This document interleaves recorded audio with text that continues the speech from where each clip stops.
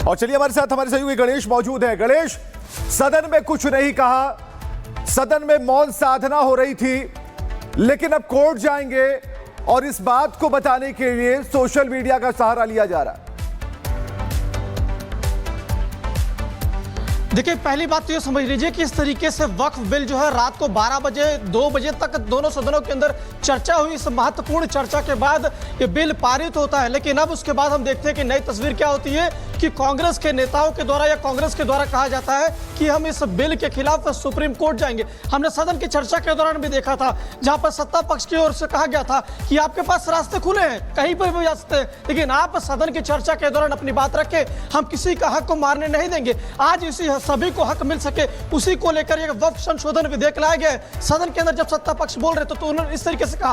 अब नई नीति देखिए कि कांग्रेस की ओर से कहा जा रहा है कि हम सुप्रीम कोर्ट जाएंगे इस बिल के खिलाफ। अब देखिए किस तरीके से सदन के अंदर बीजेपी ने साफ तौर से कहा कि न राहुल गांधी का वक्तव्य वहां पर देखने को मिला, न सोनिया गांधी का वक्तव्य देखने को मिला, न प्रियंका गांधी का वक्तव्य देखने को मिला वक्फ बिल को लेकर। अब कांग्रेस की ओर से कहा जा रहा है कि हम इसको लेकर सुप्रीम कोर्ट जाएंगे, जिससे साफ हो चुका है कि किस तरीके से बीजेपी ने जिस तरीके से कहना था कि लगातार हम कह रहे थे कि आज जो मुस्लिमों को हितैषी बनते थे उन्होंने ही मुस्लिमों को उनके हक से वंचित रखा। आज फिर उसी तरीके से बीजेपी के तमाम नेताओं को जब से हमने लगातार जब बिल पास हुआ लगातार बात करें तो उनका कहना था कि अब नई उम्मीद नई सवेरा की जो किरण रिजिजू ने सदन के अंदर कहा था लोकसभा के अंदर, अब राष्ट्रपति की मंजूरी के बाद साइन के बाद उन सभी को सब कुछ उनका हक मिलेगा। किसी एक के ऊपर एक अधिकार नहीं होगा, किसी एक के ठेकेदार को उसका हक नहीं, किसी वो मालिक बनेगा, सभी मुस्लिमों को उसका हक बराबर हक मिलेगा, क्योंकि ये देश लोकतांत्रिक देश है, सभी के बारे में ख्याल रखने वाला देश है, ना कि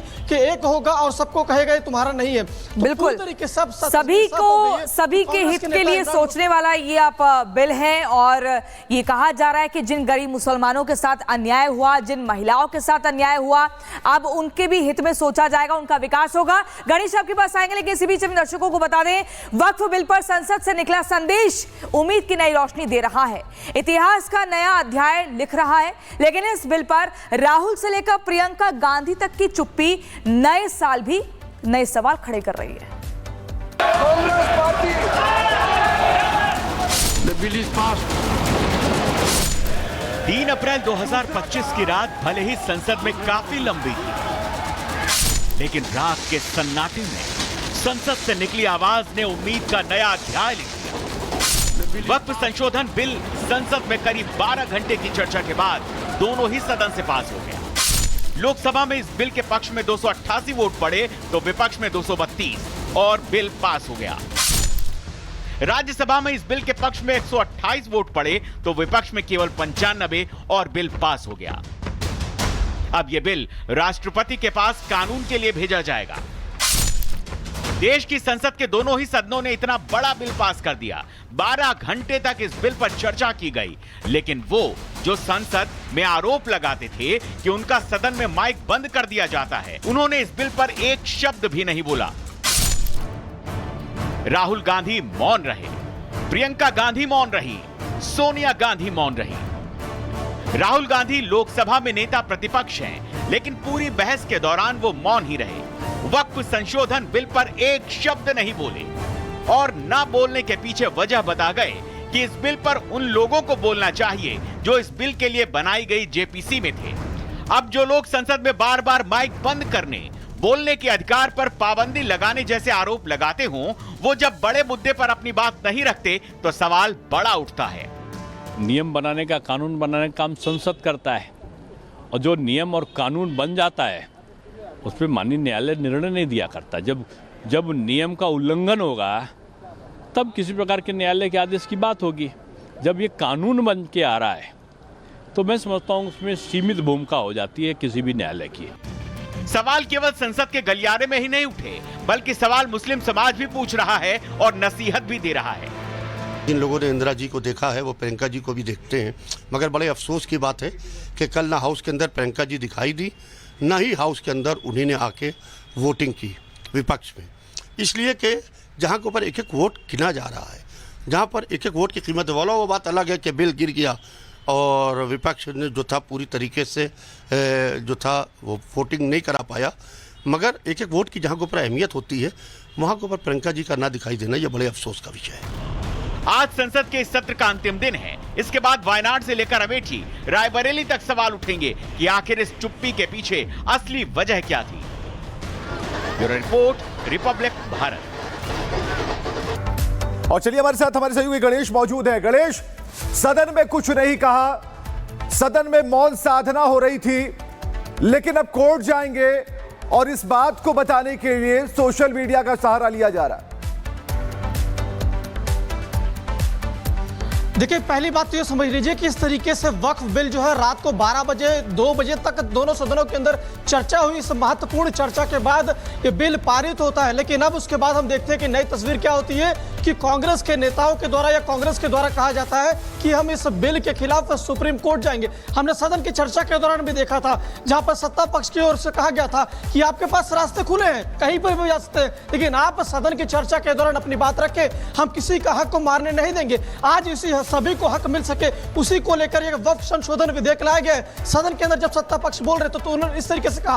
अब नई नीति ये देखिए कि कांग्रेस की ओर से कहा जा रहा है कि हम सुप्रीम कोर्ट जाएंगे इस बिल के खिलाफ। अब देखिए किस तरीके से सदन के अंदर बीजेपी ने साफ तौर से कहा कि न राहुल गांधी का वक्तव्य वहां पर देखने को मिला, न सोनिया गांधी का वक्तव्य देखने को मिला, न प्रियंका गांधी का वक्तव्य देखने को मिला वक्फ बिल को लेकर। अब कांग्रेस की ओर से कहा जा रहा है कि हम इसको लेकर सुप्रीम कोर्ट जाएंगे, जिससे साफ हो चुका है कि किस तरीके से बीजेपी ने जिस तरीके से कहना था कि लगातार हम कह रहे थे कि आज जो मुस्लिमों को हितैषी बनते थे उन्होंने ही मुस्लिमों को उनके हक से वंचित रखा। आज फिर उसी तरीके से बीजेपी के तमाम नेताओं को जब से हमने लगातार जब बिल पास हुआ लगातार बात करें तो उनका कहना था कि अब नई उम्मीद नई सवेरा की जो किरण रिजिजू ने सदन के अंदर कहा था लोकसभा के अंदर, अब राष्ट्रपति की मंजूरी के बाद साइन के बाद उन सभी को सब कुछ उनका हक मिलेगा। किसी एक के ऊपर एक अधिकार नहीं होगा, किसी एक ठेकेदार को उसका हक नहीं, किसी वो मालिक बनेगा, सभी मुस्लिमों को उसका हक बराबर हक मिलेगा, क्योंकि ये देश लोकतांत्रिक देश है, सभी के बारे में ख्याल रखने वाला देश है, ना कि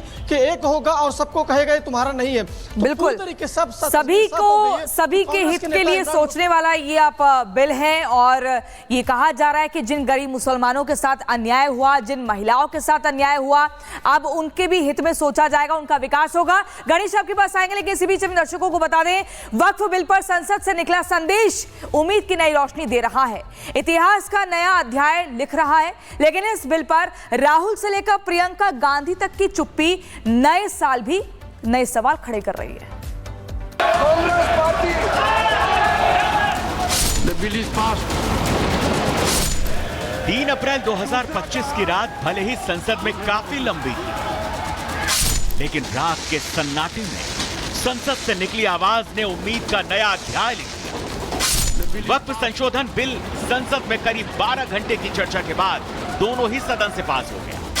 लोकसभा में इस बिल के पक्ष में 288 वोट पड़े तो विपक्ष में 232 और बिल पास हो गया। राज्यसभा में इस बिल के पक्ष में 128 वोट पड़े तो विपक्ष में केवल 95 और बिल पास हो गया। अब यह बिल राष्ट्रपति के पास कानून के लिए भेजा जाएगा। देश की संसद के दोनों ही सदनों ने इतना बड़ा बिल पास कर दिया। 12 घंटे तक इस बिल पर चर्चा की गई, लेकिन वो जो संसद में आरोप लगाते थे कि उनका सदन में माइक बंद कर दिया जाता है, उन्होंने इस बिल पर एक शब्द भी नहीं बोला। राहुल गांधी मौन रहे, प्रियंका गांधी मौन रही, सोनिया गांधी मौन रही। राहुल गांधी लोकसभा में नेता प्रतिपक्ष हैं, लेकिन पूरी बहस के दौरान वो मौन ही रहे। वक्फ संशोधन बिल पर एक शब्द नहीं बोले और ना बोलने के पीछे वजह बता गए कि इस बिल पर उन लोगों को बोलना चाहिए जो इस बिल के लिए बनाई गई जेपीसी में थे। अब जो लोग संसद में बार बार माइक बंद करने, बोलने के अधिकार पर पाबंदी लगाने जैसे आरोप लगाते हों, वो जब बड़े मुद्दे पर अपनी बात नहीं रखते तो सवाल बड़ा उठता है। नियम बनाने का, कानून बनाने का काम संसद करता है, और जो नियम और कानून बन जाता है उस पर माननीय न्यायालय निर्णय नहीं दिया करता। जब नियम का उल्लंघन होगा तब किसी प्रकार के न्यायालय के आदेश की बात होगी। जब ये कानून बन के आ रहा है तो मैं समझता हूँ उसमें सीमित भूमिका हो जाती है किसी भी न्यायालय की। सवाल केवल संसद के गलियारे में ही नहीं उठे, बल्कि सवाल मुस्लिम समाज भी पूछ रहा है और नसीहत भी दे रहा है। जिन लोगों ने इंदिरा जी को देखा है वो प्रियंका जी को भी देखते हैं, मगर बड़े अफसोस की बात है कि कल ना हाउस के अंदर प्रियंका जी दिखाई दी, न ही हाउस के अंदर उन्हीं ने आके वोटिंग की विपक्ष में, इसलिए कि जहाँ के ऊपर एक एक वोट गिना जा रहा है, जहाँ पर एक एक वोट की कीमत वाला, वो बात अलग है कि बिल गिर गया और विपक्ष ने जो था पूरी तरीके से जो था वो वोटिंग नहीं करा पाया, मगर एक एक वोट की जहाँ के ऊपर अहमियत होती है वहाँ के ऊपर प्रियंका जी का ना दिखाई देना ये बड़े अफसोस का विषय है। आज संसद के इस सत्र का अंतिम दिन है। इसके बाद वायनाड से लेकर अमेठी, रायबरेली तक सवाल उठेंगे कि आखिर इस चुप्पी के पीछे असली वजह क्या थी। Bureau report, Republic Bharat.